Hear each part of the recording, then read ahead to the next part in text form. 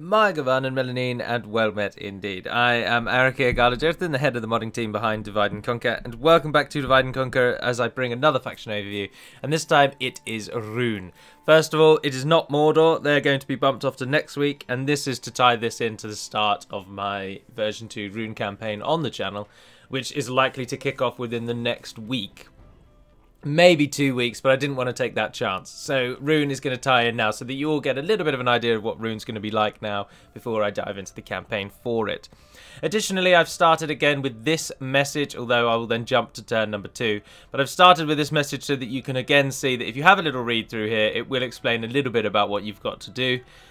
So you won't go in blind, shall we say.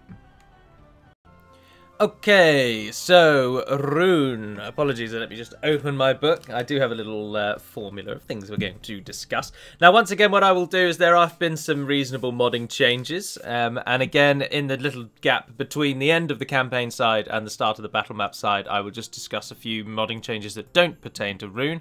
But those that do pertain to Rhûn will just be included in the general gumph of Rhûn. So, to begin with then, size of domain and initial army. Well, as many of you expected, Rhûn now start like Harad. That is the one thing I'm sure many of you knew. Mistrand is now your only city, and the army that you have is not too bad. You're a little stronger than Harad, actually. It's mostly clansmen, so you got runic clansmen, clan hunters from the fort, the same thing from the city. However, these gentlemen have been renamed to Daratai warriors, rather than, I think they were called clanic warriors or something like that. And basically, it's just a way of denoting that anything with the name clan in it now is the base clan that you start as, which is led by Lokan Rukar. So the Daratai warriors are in a separate clan that have already joined you, and this is shown further on in a moment. So the size of your domain is only one region, and your army is not very good.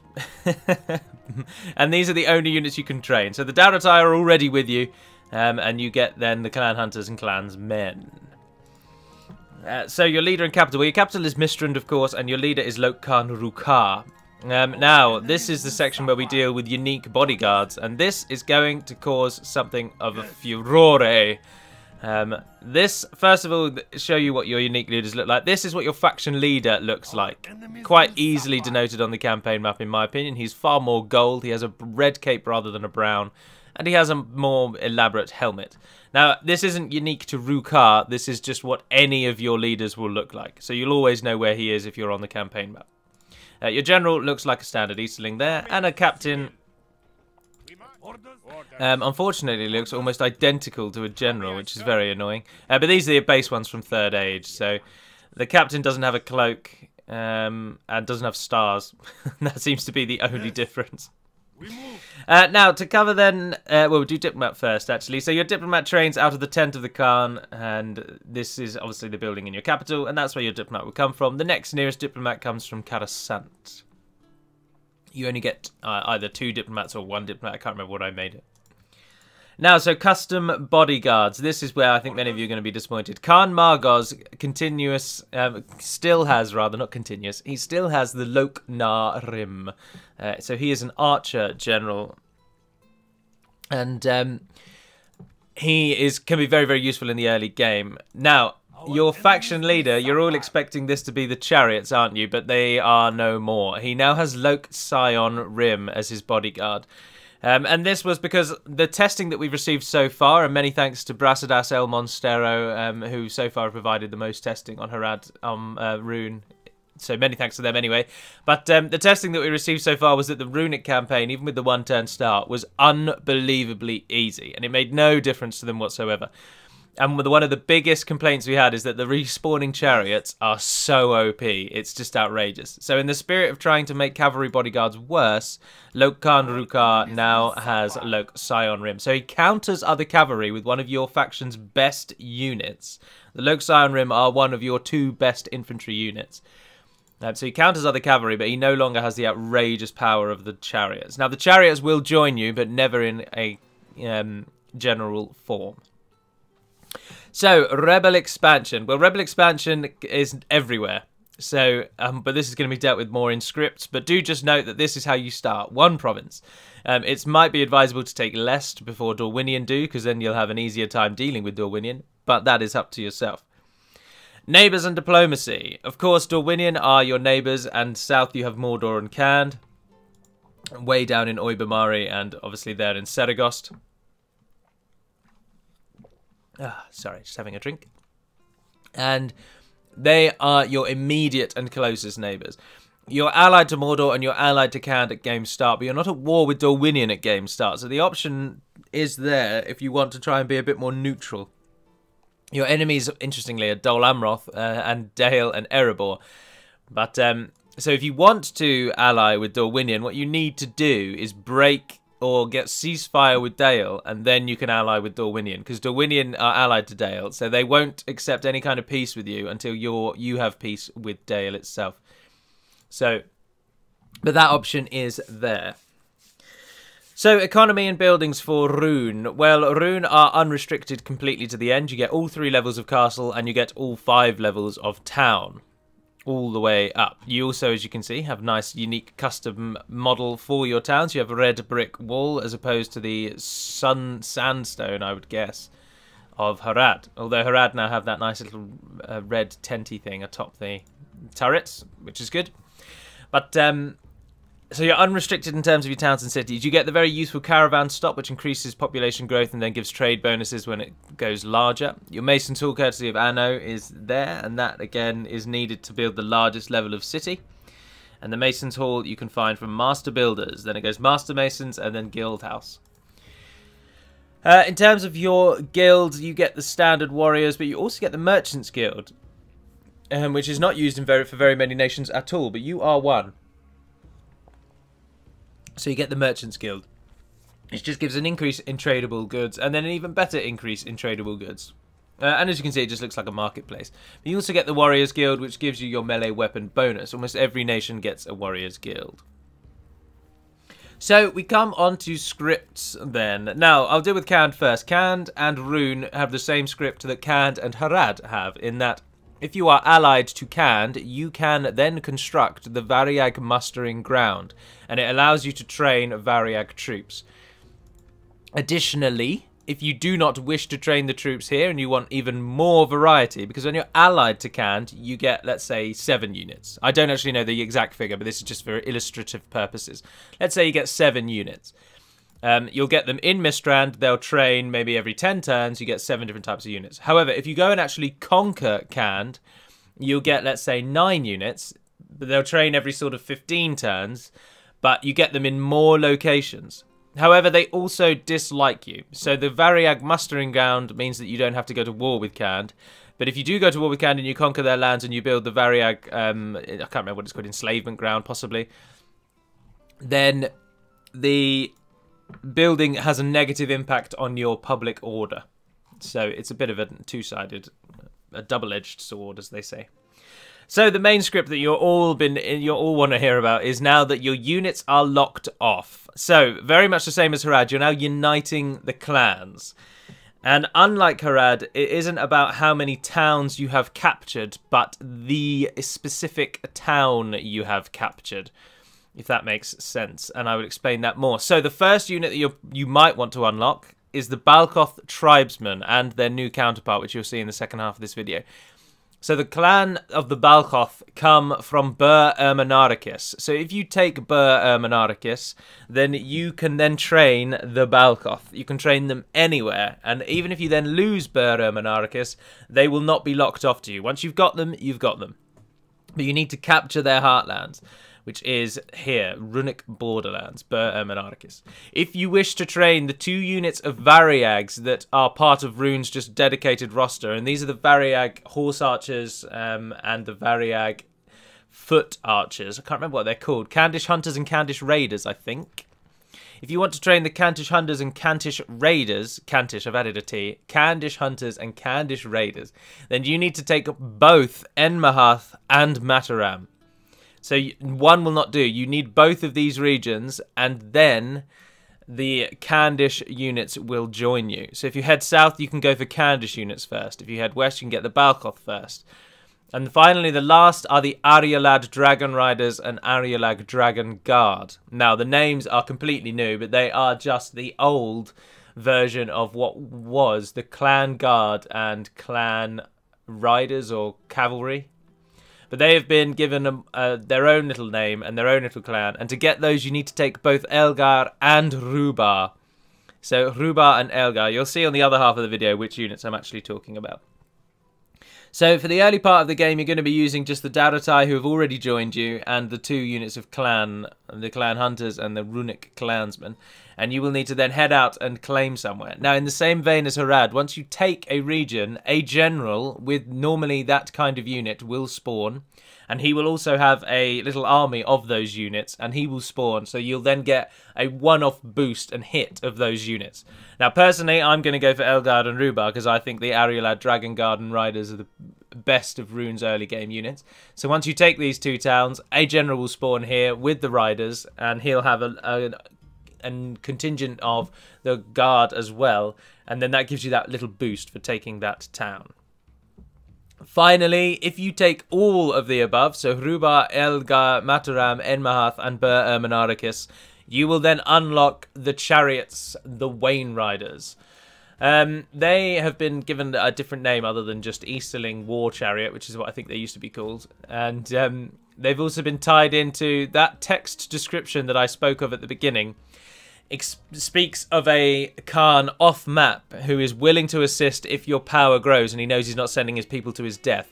And he is the gentleman that sends the chariot. So they're not directly Wain Riders anymore, which is why taking the steps of the Wain Riders will not bring them. And the chariots aren't called Wain Riders, so there's no confusion there.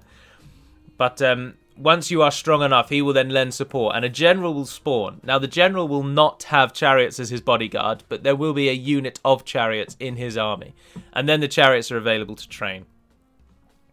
Probably after the barracks event. So that is the consolidation feature now for Rhûn.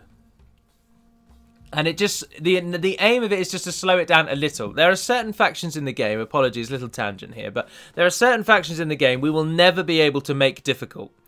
There are 2 key things to know about playing DaC. Number 1, there are too many factions for it to ever be truly difficult, except for possibly Angmar. And number 2, there are certain factions that will always be easy, no matter what we do. Unless we put in really, really, really gamey level restrictions on them. And this is just something that needs to be noted, because I've seen an awful lot of comments of late related to Divide and Conquer, and this is a great video to express this, because this is a faction overview. So consider this a little bit more of a DaC overview. There are a lot of people complaining that DaC is a very short game, and that DaC isn't a particularly hard game, and that certain factions in the game are just unbelievably simple. And the answer to all of the above is yes. I should probably make this a little better known. And I mean, I did about 2 years ago. In all of the DaC descriptions I could find, I wrote a little, basically, disclaimer that spoke about how Divide and Conquer is very easy to kill your neighbours. But I should possibly expand on that. Unfortunately, there are just so many factions in the game with not enough space between them that it is a quicker game than normal. It is faster than, say, Europa Barbarum, that has less factions and has different features in place to stop that. So this just consider this me saying that the game ideally really is meant to be played to about turn 150 to 200. It's not anything more than that. But it's still going to take you a long time to get there. The pull of DaC and the draw of DaC is the fact that you can play as many nations. Difficulty is never something you're going to find here. Almost every nation is easy to play as. There are 1 or 2 nations that some people will find hard, myself included. Us uber casuals will find Angmar hard. Some people might find the Northern Dunedain hard, although I didn't, and I found Angmar hard. Some people might find the Vale of Anduin hard. Hummingbird has always stressed that this is one of the harder factions. So there are 1 or 2 dotted around the map that are going to give you a harder time. But the bulk of the nations are quite easy to play as, and I just wanted to get that said. Just and it's never going to change. So if it's difficulty that you're after, then I don't know what to suggest. So that done. So map changes to Rhûn then. Well, of course, obviously you've lost your 4 starting regions is a major change. I'll cover it briefly, although it doesn't really matter. There wasn't a town here, then we added a town here, then we took the town from here away. And people keep telling me to move the fort, but it doesn't matter. The fort's not doing anything. So I've left the fort there. If you want to sail across and get free upkeep, then do. Do note that the island is actually part of the Wastelands region, which is this region. So it will never be anything other than Rebel, because no one will ever capture this. And if you're wondering why that is, it's because originally I gave this as part of the capital region of Dorwinion, which is Eastern Dorwinion. And that then meant that Dorwinion kept lining troops up along the shore to try and get to this, and it was most peculiar. So we jacked that, and I gave this to the Wastelands, so no one's really interested in it. But other than that, there aren't really any key map changes around Rhûn from 0.52 or from version 1.2. However, something to note is that upon suggestions from the beta testers and in agreement from myself, this river here is going to extend up to the mountains, so that there's only going to be one way to get to Caras Falathrim. Which is going to help both a Dorwinion and a Runic player, to be honest. But at the moment, this river is totally useless, because if you stand on that bridge, they can just surround you and absolutely annihilate you. And it just makes the bridge, as I say, useless. The river's not big enough to make any effect. So what's likely to happen is that the fort here will go next to the bridge, and then the river will extend up into the mountains. So Dorwinion is entirely protected with river crossings, which is as it should be. So you've got this river crossing here, yes, but it cuts off Caras Falathrim, which is always a bit naff. I'm quite tempted to change the name of that. I don't think it's ever really sat all that well with me that I called that Caras Falathrim. But anyway, so those are the map changes. So tips and difficulty with Rhûn. Well, if the beta testers are to be believed, and I believe they are, I don't think Rhûn is ever going to be hard. But at least the game now is a little sort of slower. You're not going to snowball from turn 1. Additionally, the Runic campaign, like many of the, in fact all 4 of the Evil Men nations, is arguably more fun if you just go for total world domination. So basically, after about 5 or so turns, when you've got a little bit more power base, just declare war on everyone. Abandon Sauron, abandon your allies, just go for everyone, because then the campaign will have more challenge for you. Because Rhûn, as I say, is one of the easiest nations in game. Outside of Linden, the game's actual easiest nation. It's now fully agreed and decided. Linden are the game's easiest nation. And Rhûn are up there. Rhûn are really up there. Dorwinion don't really have enough and can't really do enough in the beginning to stop you. Especially once you get the Arielad units.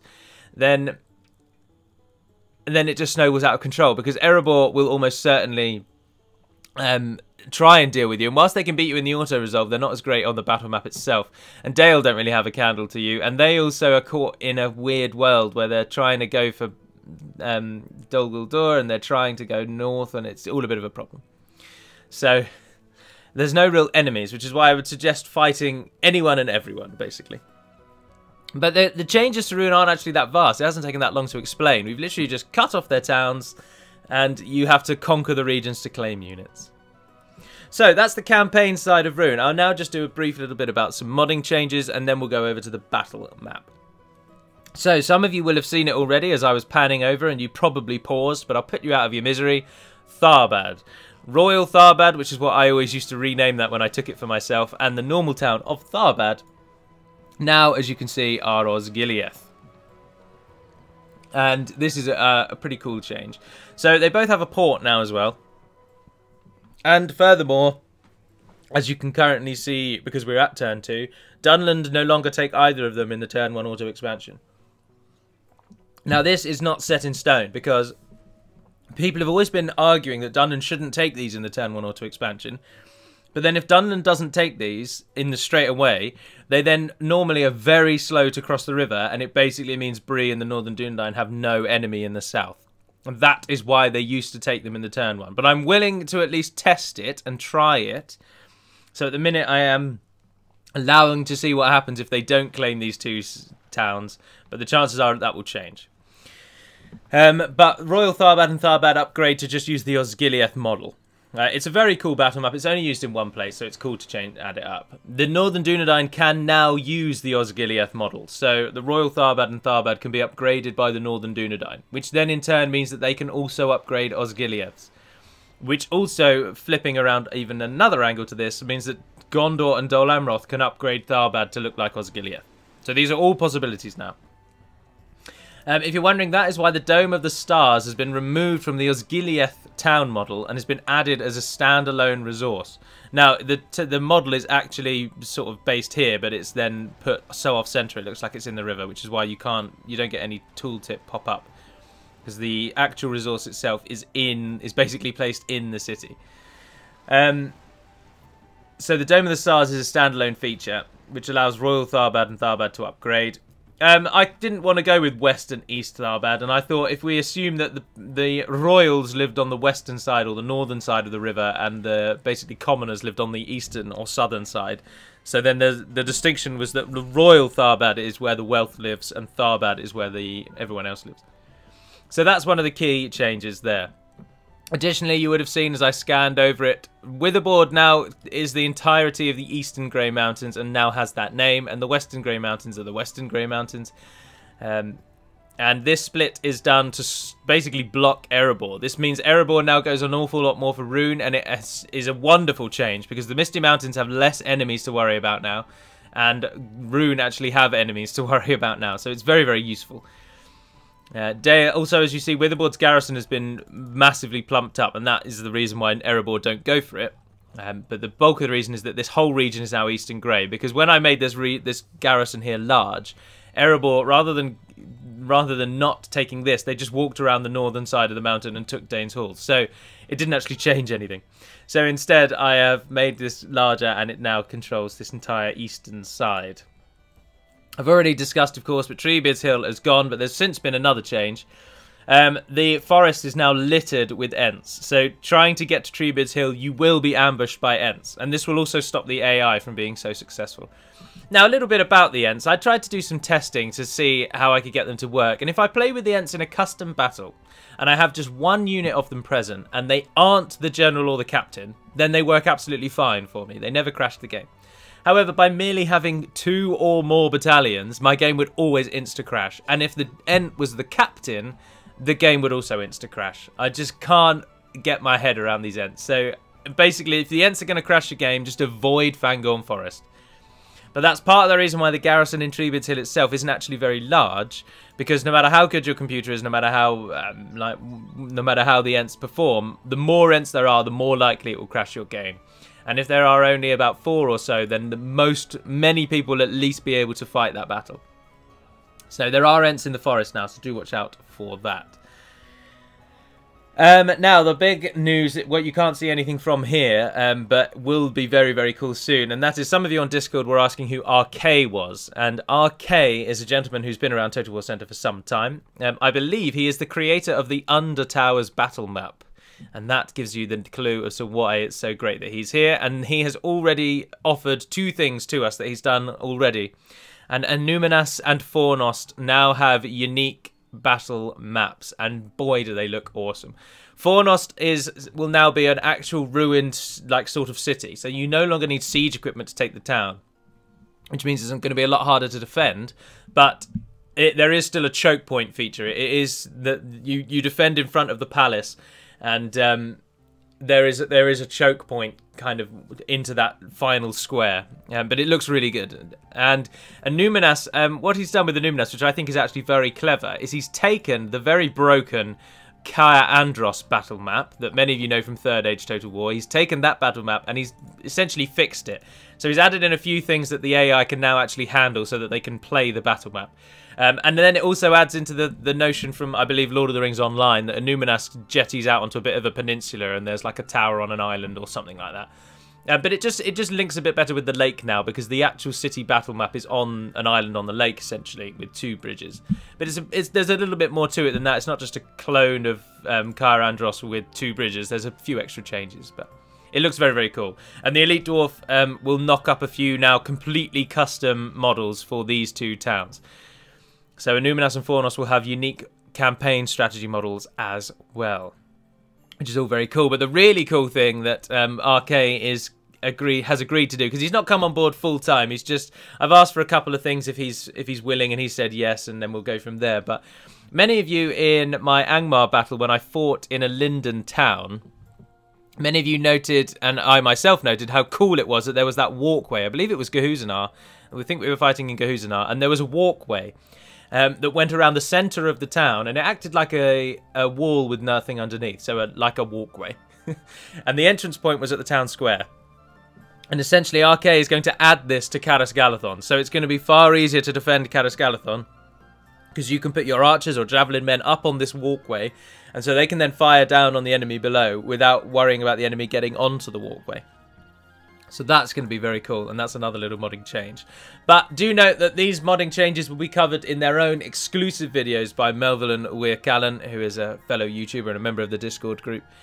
And he will cover almost all of these. He's going to do essentially a version 2 changelog video, and that will come out around the same time that my Rhûn version 2 campaign begins, so that you get all this version 2 stuff in one go. So we've collaborated, if you will, with Melvin, and he's going to do some version 2 changelog videos, very similar to the ones that I did with the release of 0.52 and then the release of version 1. I did like general overview videos of what has changed, and he's going to do those as well for version 2. So I believe that is the bulk of the changes. There's a couple of more campaign strategy map model changes actually. The dwarves have been given a slightly darker texture to their castles, and their towns have also been totally changed. So obviously their towns used to just be the hexagon. From Third Age Total War, it was just that was literally a stone hexagon on the map, and then the walls got slightly thicker as it grew up in size. But the Elite Dwarf has now totally edited it to match better with the castles. So there's some new Dwarven Town CSMs which look very good. So very, very pleased with that. I'm desperately racking my brains. I'm sure there's something else. Well, work continues on the canned script, but again, I'm not telling you too much about that, and I'm going to give you all the canned information in one go. So you won't hear too much about Cannes just yet. But a final touch upon the changes to Harad. First and foremost, as you can see, I managed to get palm trees into the game. So no longer is the desert filled with European trees, which just didn't work at all. I refined the texture around the rivers a little bit, so it's not as thick there, and it comes in a little closer. And additionally, I've added impassable terrain that actually looks exactly the same as the terrain that it is on. So you can't tell that it is there. But you can now no longer walk into this southern area at all, which is very pleasing to me, because it means that you won't have people saying like, oh, how do I take that region in the south? I can't find where the town is. Well, now you can't even get into the region in the south, so you will never find the town. But do note that you can still walk around this bit here. There's a crossing over the river there, and there's a crossing over the river there, so you can walk south of An-Kadagmir, but then there's impassable terrain there. And as I say, it's totally hidden. It totally matches the ground type that it is on, so you can't tell that it's there. And just by way of reference from the last Harad overview, this is how many towns Harad and Cand get in the turn 1 auto. So as you can see, Harad go to Amun Ithel, they get Ramlond, which has been moved inland, and the name will change. They also get Korandaj, Krukmahur, Amrûn, and Kruk Boyadla. So this completes their selection, which leaves Sayakan and An-Kadagmir both as rebel. And Umbar can now walk up the side here. So I don't know if I showed this in the last one, but I did, I think. Gobo Mirlond, yeah, you can only now get into from these 3 river crossings, or just from Harad, from Umbar, and that allows them to come up the coast. So there's many changes, and we'll see. As you can see, the Umbar invasions are happening on turn 1. That will no longer be. We'll push them back. But I think that's all of the modding changes. So now we can go and dive into the runic battle and what you can expect from your units for Rhûn. So do bear with me.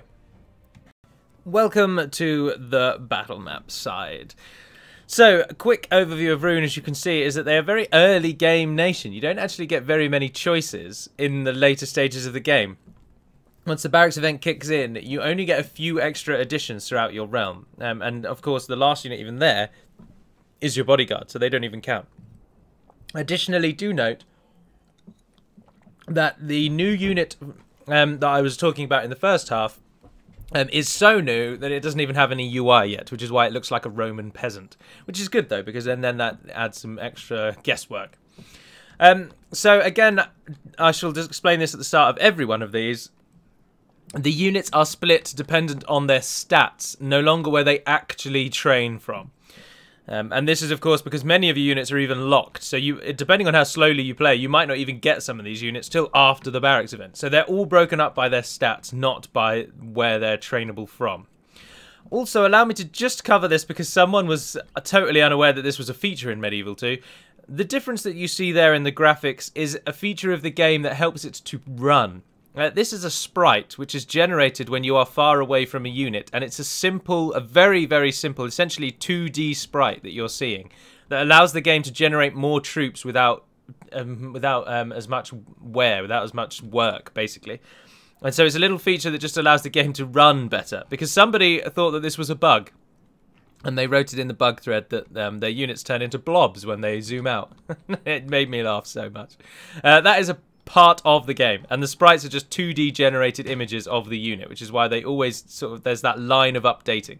Now, almost all of you will know that, but I just wanted to cover it for those that didn't. So let's dive straight in then. Now, the DaTi units, which are the crossbowmen, the warriors, and the Runic clansmen and clan hunters, are going to be renamed as well. So your clan, very much like Harad's are the Black Serpent, your clan is very much now the DaTi. And your leader is the Dragon of the DaTi, Rûkar, or Lok Khan Rûkar. So DaTi are your base units. They are available everywhere. But I have included all the units where they are normally anyway, because so many of them are locked now. It doesn't make sense to break them off. Apologies if you can hear shouting in the background. So let's start, as we always do, with the basic entry-level unit. The Runic clansmen, or what will be the DaTi clansmen. So this is your basic unit. They are just axe and shield. There are only, I think, 2 new units from version 0.52 and only 1 new unit from version 1.2. So many of the units will be looked at a very quick glance. Rhûn's general philosophy is that they're a standard human nation. They're neither amazing nor are they terrible. They are just solid warriors. They're not like Harad, where they're incredibly aggressive but have no armor. They're not like the elves with really high archer stats but passable melee stats. And obviously they're not like dwarves with outrageous armor and solid attack. They are just normal human warriors. Slightly more aggressive than Gondor, I should imagine, across the board. With their base entry unit doing a 4 damage and a 7 defense. That's shown there. So Rhûn are an aggressive nation. Well, Rhûn are an all-rounder is a better word for it. An all-rounder. They have good archer choices, good cavalry choices, good infantry choices, and all of their units have solid stats for their tiers. So the Runic clansmen are available everywhere. They require no unlocking, and they are your first trash unit. Now, the first 2 units that are unlocked, well, if you go by the actual pattern, are the Balkoth. And this is because the Balkoth, Hummingbird had a very strong argument for this. The Balkoth are one of the most well-documented tribes of Rhûn. The Wain Riders obviously invade Gondor as well. But the Balkoth kind of settle in Rovanion, more so than the Wain Riders ever did. And so the Balkoth are a very well-documented tribe of Rhûn, and they were only represented by 1 javelin-throwing unit that for some reason wears a turban. So Hummingbird thought, well, that's not really good enough. Let's actually jazz this up a bit, and he's created this unit, which looks amazing. And it's a shame that it's a trash unit, because it looks really good. Really very good indeed. It also looks an awful lot better than the tribesmen, doesn't it? But variety is the spice of life. We wouldn't want them to both be the same. And as you can see, they have the same textures on their shields, so they link that way. But they just look very cool. So the Balkoth Spearmen are brand new. And as you can see, as I say, they have no UI yet. Their description is copied and pasted, I should imagine, from the Balkoth Tribesmen. That means you can't see their stats. Curses. I'll have to show you their attack stat. But their charge bonus is 3. Their total defense is 13. So they are slightly stronger than your Runic clansmen. They're going to hold the line better than Runic clansmen. Now, do note that the Balkoth tribesmen are not locked once you can recruit them. So they're available everywhere once you unlock them. This is something I should stress.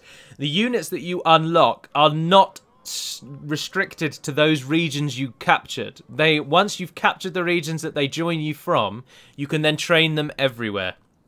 Aside from the chariots, who do have a restriction, and whose name hasn't been changed yet, but it will be, don't worry. So the restrictions are, there aren't really that many AOR units for Rhûn. Well, actually there are. Their entire late game roster essentially is, but we'll cover that in a moment. So the Balkoth are not restricted to Menarachis. You can train them anywhere once you unlock them. So they are very much part of your militia tier. So you've got the spearmen now added in. So you get a spear unit, a sword and board, and you get a javelin unit. So the Balkov javelins haven't changed at all. They are javelins, 2 melee, 9 missile, 5 defense. Their strength is in their javelin, and they are one of the best ways to bring down the dwarves by skirmishing the small little slow bastards. You'll keep them out of your range, and your javelins will pepper them to death. So Balkov tribesmen haven't changed, but they've been given spears as some buddies.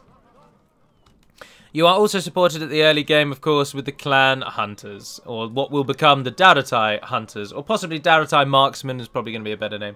And they're just entry-level archers, 2 melee, 2 missile, 2 defense, poor morale response. So Rhûn are kind of somewhere between Gondor and Orcs, really. They're a difficult one to pin down. So, but then you come to the real tier, and this is where your actual strength lies. So, before you take over the regions that let you get the Ariolad, you get the Daratai warriors. Now these, as you can see, are just the same as the clansmen, but they actually wear armor. And they have this interesting two-handed sword thing. But do note that they do just use the sword and shield animation, but they have this cool secondary sword handle. And they're just solid warriors. 10 defense, an attack of 6. They don't have a shield bonus, so you do have to watch out for that. But their defense is spread pretty evenly between the two. Average morale response. They're not going to win any awards, but equally they're not just going to die and fold. They are solid, dependable warriors. But do note that because they don't have a shield, they're not very defensive. So their defense is 10, yes, but because there's no shield and the armor's 4, arrows will still be a massive pain in the arse to these gentlemen, and they won't be able to hold the line particularly well. Because a shield bonus gives that nice added touch to holding the line, because it defends you. A shield bonus comes into play if you're attacked from the front or you're attacked from the left. And obviously if you're defending, you tend to make sure your flanks are secure and you're only normally attacked from the front. So it gives you that cover that they don't have. Now, if you take Elgar and Rubar, you unlock the Ariolad Dragon Guard. And these guys, not only are they one of Rhûn's coolest looking units, let's be honest. Everybody just suspend your disbelief for a moment for the weapon that they use, because they look bloody cool. They've been in the game since Third Age Total War. They've been unchanged by us. Now, they are effective against armor, interestingly, despite basically just having a sword on a pole. A weird sort of semi-Naginata kind of weapon. Oh, and there's a blade on the other end as well. But I'm trying not to talk about that because that's like the #1 way to trigger all those weapon specialists who love telling everyone how impractical this weapon is. But their attack is 6. Effective against armor makes that very, very powerful. Their defense, again, is 11. They're just a solid early-game aggressive unit. And the effective against armor trait in the early game really is useful and does do an awful lot of damage. Especially against the sort of bodyguards of Dorwinion. So do note that. Now, supporting you in the early game with archers are available everywhere are the Daratai crossbowmen. Now, again, they've been in the game since Third Age, so don't shoot us for having crossbows for Rhûn. They've been there since the beginning. There's no reason to get rid of them. They have very cool dragon-headed crossbows, which plays into the whole dragon theme of Rhûn, which I like. Their missile attack is their best feature. They're pretty useless if they haven't got any arrows left, or bolts left, sorry. And with crossbows, the best bet with crossbows is to try and make sure that they're always firing at a sort of 45-degree angle. If they ever do the high arcing shot, they're basically useless. So you want to make sure that someone else keeps the enemy busy, then flank the crossbowman round and start shooting into the back, because then you'll get an outrageous amount of kills. But also supporting you in the early game, and a unit I believe that is locked. I do believe that these... No, because I would have written it there. Ha! Should have done the modicum of research. But the Candish Hunters. Now, to get these, you need to take both Enmahath and Mataram, but then you will unlock these. And these are very good early game archers. 5 melee attack and 9 defense. That's the same defense as your kind of mainstream warriors, the Daratai and the Ariolad. But their missile is 3, which is useful in the early game. It's a solid missile stat. And they're just really very dependable archers. Especially in the early game. So the initial choice of where are you going to go when you play as Rhûn is, do you want archers and archer support with the, because you also get the raiders, or do you want the ability to take down anti-armor with the Ariolad, and do you want an actual cavalry unit, because these are also locked, as you'll see in just a moment. Or finally, do you want to get that trash? Do you want to get... Because these are more readily available than almost any other unit once you can unlock them. So it's then, do you want the numbers and the javelins? Or do you want the anti-armor and the cavalry? Or do you want the archers? These are your questions. That decides where you go first. Because it will take you a little bit of time to consolidate all of your forces. So. But anyway, let's finish with the second tier with the 2 units of cavalry. So, in the same places that you unlock the Candish units, but then available everywhere, are the Candish Raiders. And they're just cavalry archers. You can see their stats there. They're very, very useful. Cavalry archers are always useful. They do have the loose formation, which looks cool, and thematically it works, but it can be a bit naff when you've got them in skirmish mode, so do watch out for that. And they bring to bear, obviously, a Candish banner carrier. But if you also unlock the Arielad, although I'm going to change that horse because it looks absolutely rubbish. That's a basic horse, I think. That's a crappy mount. Get rid of that. I'll change the horse. I should write that down. I haven't got a pen out. The Arielad Dragon Riders. Now, they are just they're your most common cavalry unit and one of your only cavalry units unless you get the Variag mustering ground and train some Candish cavalry. So the Arielad Dragon Riders have a 5 attack, 6 charge and a 10 defense. They're not outrageously good cavalry. They're not amazing cavalry. But they will at least do some damage. They're going to be much better on the charge because they don't have a secondary weapon. And that you'll use them to mop up fleeing units. It's just useful to have cavalry. And they are locked until you take Elgar and Drubar. But once you do, you get these. And as I say, they are just there to fill that entry-level cavalry role. They're not going to kill very many people on the charge. They're not going to be very good against other cavalry or anything like that. They are just there to get that flanking attack and to chase down routing units. I might request that Hummingbird create a bespoke horse for them, actually. My qualm with the horse is that it just looks so basic in comparison to the high detail level that they have. The horse is really letting them down. I mean, compare it to the Candish horse, even just straight away there, you can see it's darker, which matches the armour better, and it just looks better. It just looks nicer. I might just give them that Candish horse for now, and we'll talk about it afterwards. Anyway, you don't need to worry about that. So the barracks event will kick in, and then your later units will come. The gold army of Rhûn that we all know from the movie, although some people have been moaning that this colour scheme should be red and not brown.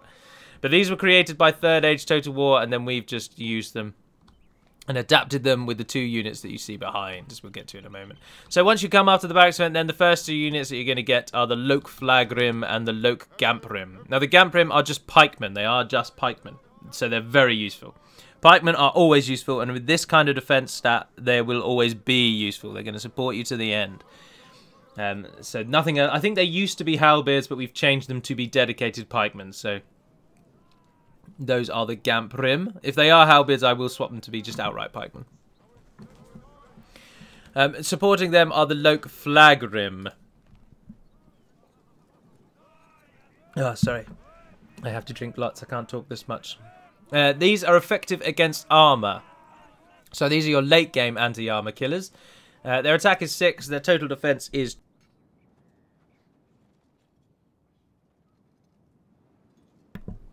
their total defense is 20, which is very, very good at this entry-level tier. I mean, this is your first units after the barracks event, and they got 20 defense, so very, very good indeed. So with these having anti-armor and these being pikemen, you've got the late game nailed, basically. Do note the disorder in their ranks, though. They don't stand sort of properly. They're not as fully trained yet as, say, the Loke Scionrim or even the Loke Gamprim. But supporting them are your best and last archer unit, the Loke Narim, because we don't really count the Wayne Riders as an archer unit. So the Loke Narim are, I believe, just shy of human rangers. So they're not dedicated rangers, but they are just shy of being a ranger stat. So the Loke Narim don't have the 220 meters, the 32 missiles, and the very high accuracy. They're just one below in each tier for that. But their missile is 5, their melee is 5, their total defense 14. They are the best archers you're going to get, and they will do a lot of damage. So even though they're not rangers, they're still very powerful archers. And they need to be watched. If you're fighting against Rhûn, you always want to try and prioritize these. Just because archers are the silent killers, you forget about them and you don't realize they're dropping your army. And the Loke Narim have that potential. So that's your entry level after the barracks event. Then you come up to the best units you're going to get. These are divided into 3. There's cavalry and 2 units of infantry. And the infantry are the Loke Scion Rim. Now the Loke Scion Rim are just dedicated anti-cavalry spearmen, as you can see. And this is the bodyguard of your faction leader. They have an 8 attack. They have a 28 total defense, which is really high. These are really up there, uber elite tier. So these are going to hold the line in the late game against virtually anything. And they are supported by the Dragon's Wrath Guildsmen, and these are kind of the fanatical leaders of the runic dragon cult. And they have a 13 attack. Their defense is slightly lower to compensate that. Their armor is outrageous. Do note that anti-armor is really going to be effective against Rhûn, because most of your defense stat comes from your armor. Unlike some nations where it comes from the defense skill, where armor isn't a thing. Anti-armor doesn't have any effect then. These guys can chant to inspire nearby troops. They have the druid chanting ability. So they're morale givers. They have excellent stamina as well, and they have very good morale. Although, as you will have noted, no runic unit is locked. You are a warrior people, but you're by no means masters of battle, like the Trollmen, the Hashari, or the Elder Inway who fought to the last, or the Dwarves who fight when all hope has gone. Let's not forget Azaghal and the Dwarves of Belagost. But Rhûn are not like that, so you're not going to fight to the bitter end. You are human in every sense of the word, Rhûn. In fact, you're arguably, along with Gondor, one of the most human nations in the game, really. Certainly, because Harad, we've gone with that Trollmen are actual Trollmen, and so there's that kind of extra layer to it. And of course, Harad have Mumakil as well. Whereas Rhûn are more of a just dedicated human nation. You wear armor to defend yourselves, you train well with your weapons, but you will always break if the tide really turns. But you have got some very good elites. But the one unit of Rhûn that everybody knows, because this unit is definitely vying for the top spot with the Knights of the Silver Swan. I mean, if you take the bloody Elven Imladris Riders out of the equation, then the Lok Inas Rim are the best cavalry on the face of Middle-earth. Bar the Knights of the Silver Swan, who are better. Fight me. The Lok Inas Rim are very good cavalry. Very, very good cavalry. So much so that we had to make the bodyguard size pathetic because they were just ruining Dorwinion. But they are outrageously good. There's 61 of them, which is always very useful. Their charge is 13.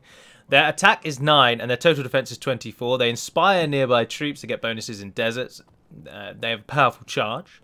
Very good morale response. But the reason they are so outrageously powerful is a hidden stat that you don't see, and it is the horse.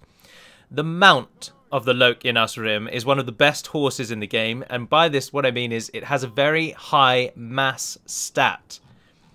And a high mass stat will allow a unit to penetrate deeper into an enemy line. So a unit with, say, a 1 mass stat will charge into these Daratai warriors, and it might kill the front line only, because that's as far as its mass will allow it to go. The mass stat works very much like, as you'd expect, like the Newton's laws of physics, where object A imparts a force on object B, then object B imparts an equal but opposite force on object A. And in this instance, objects A and B are mass. And so the mass stats counter one another almost directly. So if the mass stat of the Daratai warriors was, say, a 25, and they're hit by a 1 mass stat cavalry unit, then these guys aren't going to be affected, because their mass is so superior to the mass of the guys coming into them that they basically charge back a bit when the enemy charges them. That's that powerful. So that's just a base understanding. So if these guys had, say, 1 mass stat, which is the average for infantry, and a cavalry of, say, 10 mass charges into them, they might punch halfway into their line. This is all for illustrative purposes. These aren't the actual stats. But so if a standard average cavalry is 10 mass stat and it punches, say, a quarter of the way in, then these guys have like 30, and they'll punch like 2/3 of the way in. And they will do damage to every single unit they hit. That is why they are so powerful. So even though their stats are really very good, but they're still not amazing, the hidden mass stat of the horse is very good indeed. That's where their strength comes from. So a little bit of an explanation about mass stats for you there, and some physics for you from Isaac Newton. So then, once you've united all of Rhûn, you get the chariots, which have been made far less gauche than they were in whatever mod we half-inched them from, by simple addition of that wooden trim. But these guys have been in the mod for some time now, so they're not new to any of you. They are elephants. I will just dedicate a bit of time to talking about the war chariots. And remember, their name will change. So first of all, they inspire your nearby troops. They get their special attack, which is that they are elephants and that they shoot arrows. They throw their javelins for their charge, which means they wait to shoot their arrows before they charge in. But they do a bit of both. Their melee attack is 17 once they are in battle. Their missile is 7, so they're very good archers as well. Their charge bonus is 30, and their total defense is 20 with 2 hit points. So they are very, very good, but equally they're actually terrible. I'm going to split opinion here, but I am of the camp and school of thought, and this I believe is the current favoured school of thought, that the chariots are actually really easy to kill. And this is twofold. They're elephants, so they have a large hitbox. But additionally, any unit that gets a bonus against elephants will get a bonus against chariots. And for javelin units, siege units, and ranged units, it's just unbelievably easy to kill chariots. Additionally, armor-piercing units will annihilate the chariots because their entire defense skill is basically armor. So they are very easily brought down, in my opinion. I've seen some people say that they are not easily brought down and they should be nerfed because they're way too overpowered. But I don't think they are. I think they are weak, and they need to be... A human player needs to be careful when using them, and a human player who's fighting against them can just laugh them off, in my opinion. I've never particularly struggled. Now, if you're coming up against them with an army of trash, which I invariably probably would do, and so the fact that I still find them easy it makes it, I think, proves a strong point. But if you're coming up against them with an army of trash, then yes, they're going to annihilate you. They're going to absolutely slaughter you. Like, this entire front line here doesn't stand a chance against the chariots. And it's the same for Dorwinion. If you go up against these with Vineyard Shield Bearers and Vineyard Bowmen and like the Thorn Bladesmen, then yes, they're going to annihilate them. But if you go up against them with, say, the Thorn Guard or the Crossbowmen, then these guys are just going to die like there's no tomorrow. So those are the chariots. So the main point to take away is that they are elephants. They are not cavalry, which means they are not affected by stakes, and they will disrupt your line quite easily. So those are the chariots. I don't know what name I'm going to give them yet. There's something else I was going to say about the chariots. I can't remember what it is. Ah, yes, requires Runic Heartlands. So the chariot is only available in... Well, it says Runic Heartlands, and this is basically every region around the Sea of Rhûn down to the borders of Mordor. So if you can train them, then that's intended, and if you can't train them, then you can't. It's because we use the hidden resource Rhûn, which is arbitrarily applied to certain regions in that area, but it can only be used on 8 regions. So maximum availability of these, I believe, is 8 regions. I couldn't tell you which 8 regions they are, but they're all based in and around Rhûn. But this brings me on to a hidden feature of the Runic army that some of you may not be aware, and that is that certainly the Loc Inas Rim, these are only available in a region that has... sorry. These are available almost everywhere, but they train an awful lot faster in a region that has gold as a resource. So if you were to take Caras Falathrim away from Dorwinion, then these gentlemen will train far faster there than anywhere else. And this is true of all of your late game units. They all train faster in a region that has gold as a resource, and they train slower anywhere else. So they're not restricted by desert, mountain, forest, grassland. They're restricted by gold or no gold, which does, of course, impede you quite substantially. But it's so they're wearing basically all golden armor. Now, of course, it wouldn't actually be golden armor because gold is notoriously malleable. It's very soft. It's a terrible armor. So this, of course, would probably be steel with a thin layer of gold just for the look. They wouldn't actually be wearing gold armor. But still, you still need that gold to cover all of this steel or whatever they would be wearing in gold. So that's why they train better in gold regions. But I believe that is it for Rhûn. I think that's everything to discuss. So as usual, we'll just line everyone up, get rid of this, bring back that, turn you all over to the AI and start the battle. So I am once again up against Mordor. This time I was able to just auto-select their whole army and it didn't crash, and I think that was just a one-off last time. So this is what you can expect from the Mordor overview, because they will, of course, be next now. Let's speed it up so the armies actually attack each other. I want them to use their chariots. Oh, the catapults of the trolls. Oh, no. No, the chariots are getting slaughtered. What have you got the chariots standing in the way of the catapults for? I'm taking back control of these. I'm not letting you just kill them. Do note, as ever, as you just saw there, chariots affect your own units again.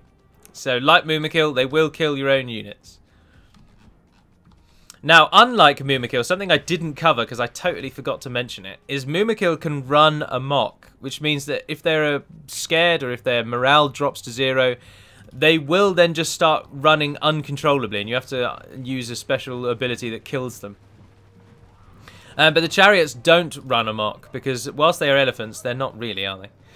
But there you go, point proven. I've just charged them into an anti-armor late game unit, and they didn't kill a single unit when they hit them in the charge, and 2 of them died immediately. They are really not that great. People that do think they are, I think you just haven't found the way to deal with them yet. And the best way to deal with them really is anti-armor, in my opinion. Because yes, they'll knock units down just like that, but do remember that that doesn't normally actually kill the units. Now, I agree that that is not really very accurate to a realistic kind of degree. But it's just how the game handles it. Excuse me, sorry. The trample damage doesn't outright kill them, I'm afraid. It just counts as an attack. So in the same way that a unit can be hit like 5 times... oh, the last chariot went down. In the same way that a unit, like you've seen generals surviving entire games where they're getting hit constantly, and they're just not dying. Pray our warriors' hearts fill with thirst for vengeance and not despair. Oh, they turned away. Well, it's the same thing is true of the chariot. So the knockdown is basically just going towards a counter of damage, and it might do enough damage to successfully kill them, depending on the kind of equation that the game uses. Or it might not, and if it doesn't, they'll just stand up again. So you do have to watch out for that. Our cavalry has not been used. Oh, loads of them have just died. Or we will taste ashes instead of victory. Go on. No, you've been disrupted, haven't you? You're barely going to charge. Absolute waste. That's the flames of the catapults fire into our line. Oh, it's because these guys are chanting. Yeah, the AI loves to do the chanting feature. They really like to do it. So if you fight against Rhûn, you might find that you don't really ever fight against the Dragon's Wrath because they spend most of the game standing at the back screaming to the heavens. But it's basically over, isn't it? It's over! Our forces have been destroyed by Mordor. Although, do come to expect Mordor because just as now a total change... Oh, I didn't say when I recorded this. I recorded this on the 6th of May 2017. And of course, all that you are currently seeing is all version 2. So version 1.2 is totally different to Rhûn, but that is for longevity purposes, and so that's why it is as it is. What was I going to say? When I play the Rhûn campaign, I am hoping to play it as totally evil. We will conquer, control, and kill everyone. None of this do what Sauron says malarkey. We're going to show him the real power of the East. Oh, an outrageous kill. Outrageous kill count. Another solid kill. Oh, Gamprim are fleeing. Oh, and they're getting killed as they flee. And now the great beasts are here. Go on, shoot one of your own beasts. Please shoot one of your own beasts. Go on, go on. No, they stopped. You notice? It's over. It's over. So that concludes the Rhûn overview. I do hope you've enjoyed this. I hope you enjoyed the little bit of modding tidbits in the middle. And if you have any questions, post them in the comments below. And stay tuned in the next, now easily within the next week to 2 weeks, version 2 Rhûn campaign will kick off. So do look forward to that. But until we speak again, dear friends, Navarna den Pedemadam Elunin, and farewell. Sometime!